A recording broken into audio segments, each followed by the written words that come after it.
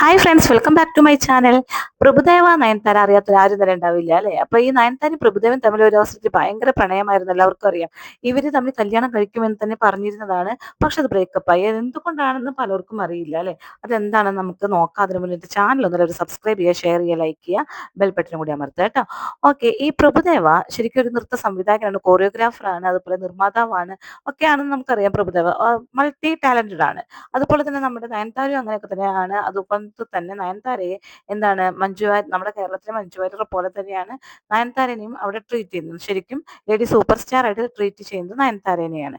അപ്പോൾ ഇവർ തമ്മിൽ ഒരു സമയത്ത് ഭയങ്കര പ്രണയമായിരുന്നു. ഇപ്പോൾ പ്രഭുദേവ ആദ്യം തന്നെ ഒരു പഠിക്കാത്ത കുട്ടിയായിരുന്നു, ശരിക്കും പഠിക്കുന്ന കാലഘട്ടത്തിൽ എന്നാണ് പറയുന്നത്. പക്ഷേ അദ്ദേഹം ഈ ഡാൻസ് ഡാൻസ് നന്നായി ഇഷ്ടപ്പെട്ടിരുന്ന ആളായിരുന്നു.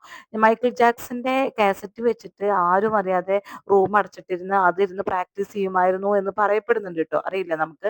അപ്പൊ അച്ഛനൊന്നും ഇഷ്ടമുണ്ടായിരുന്നില്ല സിനിമയിലേക്ക് വരാൻ വേണ്ടിട്ട്. പക്ഷെ അതുകൊണ്ട് തന്നെ റൂം അടച്ചിട്ടാ ചെയ്യാറ്. അപ്പൊ വീട്ടുകാർ ഒരു ദിവസം ഇതെന്താ ഇവ റൂം അടച്ചിടുന്നത് എന്ന് വിചാരിച്ചിട്ട് നോക്കിയപ്പോ ഒളിഞ്ഞു നോക്കിയപ്പോ കണ്ടത് മൈക്കിൾ ജാക്സന്റെ കാസറ്റ് വെച്ച് പ്രാക്ടീസ് ചെയ്യുന്ന പ്രഭുദേവയാണ്. അപ്പോൾ തന്നെ ശരിക്കും ഡോക്ടറും എഞ്ചിനീയറൊക്കെ ആ കാലഘട്ടത്തിലൊക്കെ ഡോക്ടറും എഞ്ചിനീയറൊക്കെ ആക്കണം എന്നാണ് ശരിക്കും സാധാരണ ആൾക്കാർ വിചാരിക്കുക. അങ്ങനെ ഒന്നും ആവാൻ പറ്റാതെ സിനിമയിലേക്ക് വന്നു. അങ്ങനെ ആദ്യ പ്രണയം വന്നപ്പോൾ അദ്ദേഹം കല്യാണം കഴിച്ചത് ഒരു പെൺകുട്ടിയെ കല്യാണം കഴിച്ചത്, റംലത്ത് എന്ന് പറഞ്ഞ പെൺകുട്ടിയായിരുന്നു. ആ പെൺകുട്ടി പിൽക്കാലത്ത് നയൻതാരയായിട്ട് പ്രശ്നമായപ്പോൾ ശരിക്കും ആ പെൺകുട്ടിയിൽ 3 മക്കളും ഉണ്ട്. അതിലത്തെ ഒരു മോൻ മരിച്ചു, ക്യാൻസറായിട്ട് മരിച്ചിരുന്നു. ബാക്കി 2 മക്കളുണ്ട്. അപ്പൊ ഈ 2 മക്കളിലും ആ പെണ്ണും കൂടി ഉണ്ടായിരുന്നതാണ്. പ്രഭുദേവ ആ സമയത്താണ് നമ്മുടെ നയൻതാരയായിട്ട് അവിഹിതം അവിഹിതം എന്ന് തന്നെ പറയാല്ലേ, ഭാര്യ മക്കളുള്ള ആളായിരുന്നല്ലോ. അപ്പൊ അങ്ങനെ ഉണ്ടാവുന്നത്. അപ്പൊ ഇവര് തമ്മില് മറ്റേ സ്ത്രീയെ വേണ്ടാന്ന് വെക്കാൻ പോയാണ്. അപ്പൊ അങ്ങനെ കേസൊക്കെ കൊടുത്ത്, ആ സ്ത്രീ കേസ് കൊടുത്ത്, നമുക്കതൊക്കെ അറിയാവുന്ന സംഭവങ്ങളാണ്. 100 കോടി ജീവനാംശം കൊടുത്തു എന്നൊക്കെയാണ് അറിയപ്പെടുന്നത് കേട്ടോ. കോടതിയിലൊക്കെ കേസ് വന്നിട്ട്.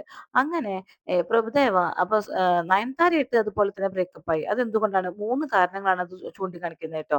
ആ 3 കാരണങ്ങൾ പ്രഭുദേവ നയൻതാരയോട് ആവശ്യപ്പെട്ടത് ഒന്നുമല്ല. 3 ഡിമാൻഡ്. ഒന്ന്, മതം മാറിയിട്ട് ഹിന്ദു ആയി മാറണം എന്ന് പറഞ്ഞു. ശരിക്കും നയൻതാര ക്രിസ്ത്യാനിയാണല്ലോ. അപ്പൊ മതം മാറി ഹിന്ദു ആകണം എന്ന് പറഞ്ഞു. പക്ഷെ അത് കുഴപ്പമില്ല, ചെയ്യാമെന്ന് നയൻതാര സമ്മതിച്ചിട്ടുണ്ട്. കുട്ടികളെ സ്വന്തം മക്കളെ പോലെ തന്നെ കരുതണം. ഇവർ തമ്മിൽ ഒരുമിച്ച് ജീവിക്കുമ്പോൾ ഈ 2 കുട്ടികളും കൂടി ഉണ്ടല്ലോ, അവരെ സ്വന്തം മക്കളെ പോലെ കരുതണം. 100 കോടി ജീവനാംശം കൊടുത്ത് ഭാര്യയെ റംലത്തിനെ വേണ്ടാന്ന് വെച്ചിട്ടുണ്ടല്ലോ. അത് അടുത്തത് മൂന്നാമതായി പറഞ്ഞത് അഭിനയം നിർത്തണം എന്നാണ്. ഈ മൂന്നാമത്തെ സംഭവം നമ്മുടെ നയൻതാരയ്ക്ക് പിടിച്ചില്ല. അഭിനയം നിർത്താൻ പറ്റില്ല. കാരണം തെന്നിന്ത്യ മുഴുവൻ അറിയപ്പെടുന്ന ഒരു നടിയാണ്. അതുപോലെ തന്നെ ലേഡി സൂപ്പർ സ്റ്റാർ ആണ്.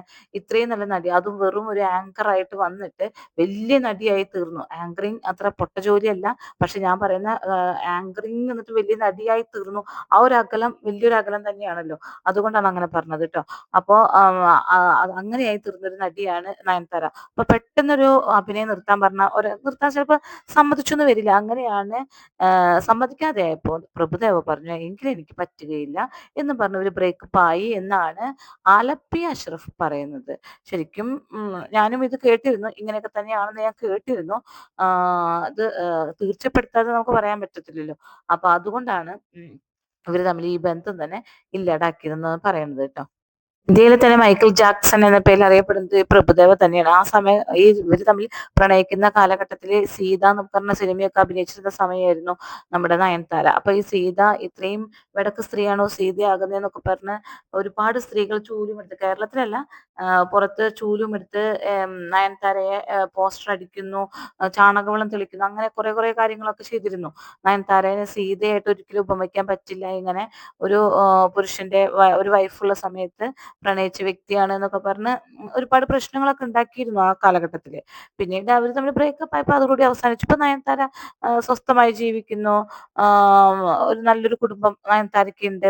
ജീവിതം നന്നായി തന്നെ മുന്നോട്ട് കൊണ്ടുപോകുന്നു. പക്ഷെ ഒരവസരത്തിൽ എല്ലാവരും വിചാരിച്ചിരുന്നു ഇവര് കല്യാണം കഴിച്ചിരിക്കും. ഇവര് അത്രയും വല്ലാത്ത പ്രണയമായിരുന്നല്ലേ ഇവർക്ക്. അപ്പൊ അതൊക്കെ മാറി ഇപ്പൊ നയൻതാരയുടെ മക്കളുമായി അതുപോലെ ഭർത്താവുമായി സുഖമായി ജീവിക്കുന്നു.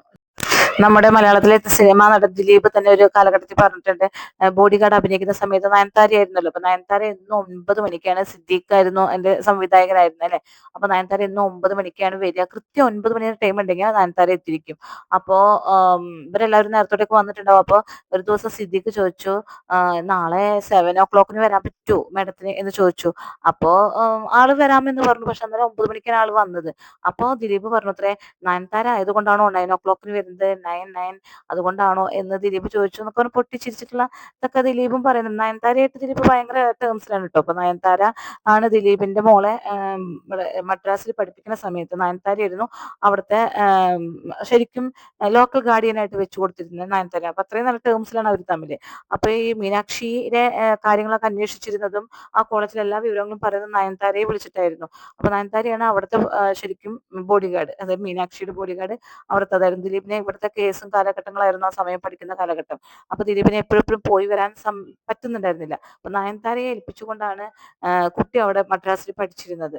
അപ്പൊ ദിലീപ് ആ കാലഘട്ടത്തിലും ഏത് കാലഘട്ടത്തിലും ദിലീപിനെ തന്നെയാണ് നമ്മുടെ കേരളത്തിൽ നിന്ന് നയൻതാരയുടെ കല്യാണത്തിന് ക്ഷണിച്ചിട്ടുള്ള ഒരു വ്യക്തിയിൽ ഒരാളാണ് ദിലീപ്, സിദ്ദീഖ്, 2-3-4 പേരെ ഇങ്ങനെ ക്ഷണിച്ചിട്ടുള്ളൂ. അപ്പൊ അത് നയൻതാര ഇവരൊക്കെയാണ്. അപ്പൊ അവർ തമ്മിൽ നല്ല ടേംസിലാണ്.